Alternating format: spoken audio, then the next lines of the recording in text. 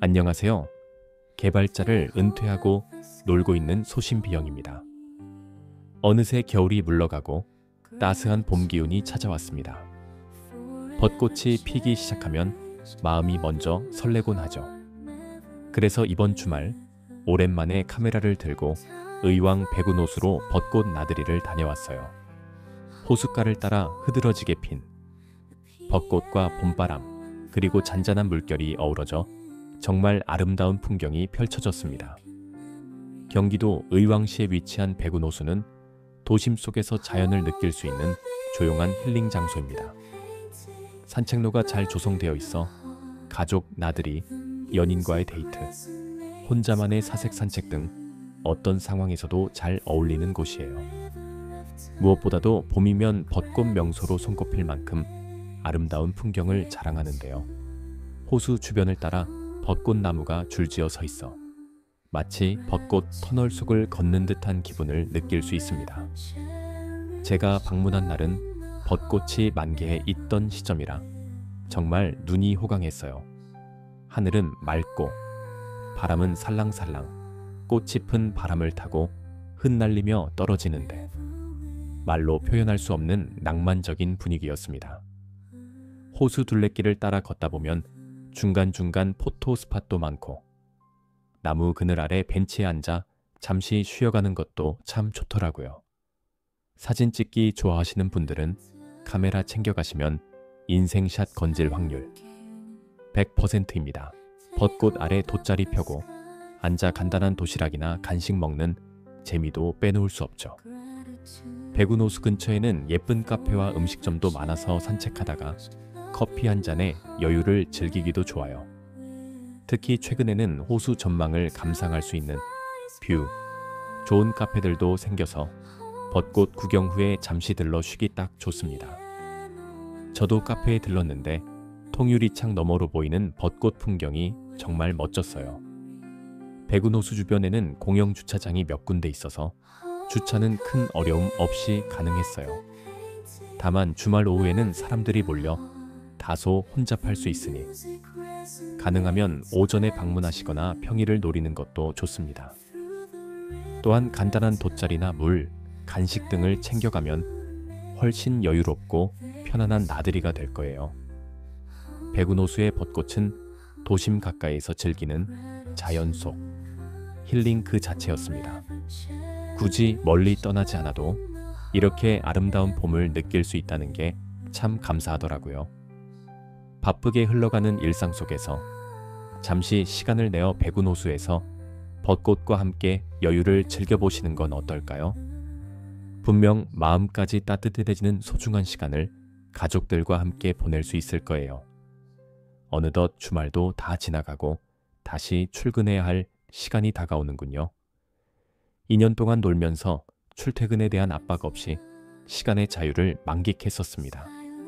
그리고 회사를 그만두면서 줄어드는 수입만큼 생활이 어려워지지는 않을까 하는 걱정도 많았습니다. 와이프와 퇴사 문제로 많은 이야기를 나누었는데요. 아직 아이들도 어리고 10년은 더 벌어야 하기 때문에 심적 압박은 상당히 컸었습니다. NGM 소프트웨어와 오토픽, 위소프트와 같은 여러 가지 사업을 하면서 먹고 사는 데는 문제가 없었지만 노후를 생각하면 더 많이 벌어야만 했어요. 수익을 다변화하기 위한 활동들을 꾸준히 하면서 퇴사 후 매출도 많이 올라갔었습니다. 그런데 올해 1월부터 문제가 발생하기 시작했어요. 나라의 경제가 얼어붙기 시작하더니 결국에는 많은 고객들의 이탈이 발생했습니다. 어쩌겠어요? 나라가 위태로운 상황이니 어쩔 수 없는 일이었죠. 조급한 마음에 다시 취업 자리를 알아보기 시작했지만 쉽지 않았습니다. 그래도 4월 달에 다시 프리랜서 일을 구할 수 있어서 정말 다행이었습니다. 매출이 줄어든 만큼 수입이 증가했기 때문에 작년과 비슷한 수입을 유지할 수 있게 되었습니다.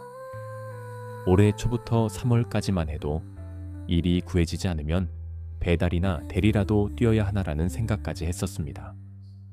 와이프도 경제적으로 도움이 되고 싶다고 하긴 하는데 이건 제가 용납이 안 되더라고요. 와이프가 할 수 있는 일이라는 게 청소나 간단한 아르바이트 같은 것들이거든요. 이제 나이도 있고 해서 육체적으로 힘든 일들은 하기가 어렵습니다. 젊었을 때는 50대가 되면 파이어족의 꿈을 이룰 수 있을 줄 알았는데요. 이게 생각처럼 쉽지가 않더라고요. 특히나 국제 정세나 국내 정세는 예측이 불가능하잖아요. 러시아와 우크라이나 전쟁도 언제 끝날지 알기가 어려운 게 현실입니다. 원화 가치는 점점 더 떨어지고 물가는 미친 듯이 오르는 상황에서 작년처럼 돈을 벌면 사실은 마이너스와 같습니다. 작년에 1,000만 원씩 저축하던 게 이제는 500만 원밖에 할 수 없으니까요. 그동안 집에서 놀다 보니 세상 물정을 잘 몰랐던 것 같아요. 이번에 프리랜서 개발자로 일을 시작하면서 여러 가지 상황을 좀 더 자세하게 알 수 있게 되었습니다. 일단 제가 10년 전에 프리랜서로 잠깐 일할 때보다 단가가 많이 올랐다는 거고 개발 환경도 많이 바뀌었다는 것입니다. 가장 긍정적인 부분이 돈하고 업무 환경과 워라밸이잖아요. 제조 쪽 개발자는 10년 차가 되면 일단 월 700만 원에서 800만 원은 받을 수 있습니다. 프리랜서라서 스스로 일을 구해야 한다는 부담감이 있지만 고객과의 관계가 좋고 개발만 잘한다면 쉬지 않고 일할 수 있긴 합니다. 제 주변에도 몇몇 프리랜서 분들은 쉬지 않고 꾸준히 계약을 갱신하면서 일하고 있는 개발자가 많거든요. 물론 커뮤니케이션 능력이 가장 중요하고 그 다음이 개발 실력인 듯 합니다. 사실 개발 실력도 중요하지만 도메인 지식이 더 중요할 수도 있습니다. 제가 이번에 일하는 프로젝트는 MES인데요. 이 분야의 프로젝트는 항상 경험을 중요하게 생각하더라고요. 시스템이 공정 전체를 관리하기 때문에 매우 중요합니다. 공정이 멈추면 안 되니까요. MES는 Manufacturing Execution System의 약자로 생산 실행 시스템이라고 번역됩니다. 공장에서 실제 생산 활동을 관리하고 실행하는 시스템입니다. 쉽게 말해서 현장의 작업이 계획대로 잘 진행되고 있는지 실시간으로 관리하고 제어하는 소프트웨어입니다. 제가 주로 해왔던 프로젝트는 EES입니다. 비슷한 것 같지만 완전 다른 시스템입니다. EES는 보통 Equipment Engineering System의 약자로 사용되며 이는 설비 데이터를 수집 분석하여 설비 효율을 극대화하고 제품 품질을 향상시키기 위한 시스템을 의미합니다. EES는 제조 현장에서 설비의 센서 데이터, 운전 상태, 공정 변수 등을 실시간으로 수집합니다.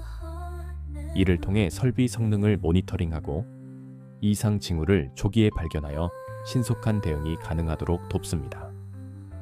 수집된 데이터를 바탕으로 설비의 가동률 분석을 실시합니다. 이를 통해 생산 공정의 병목 현상을 해소하고 예방적 유지 보수 및 최적의 공정 조건을 제시하여 생산성을 향상시킵니다.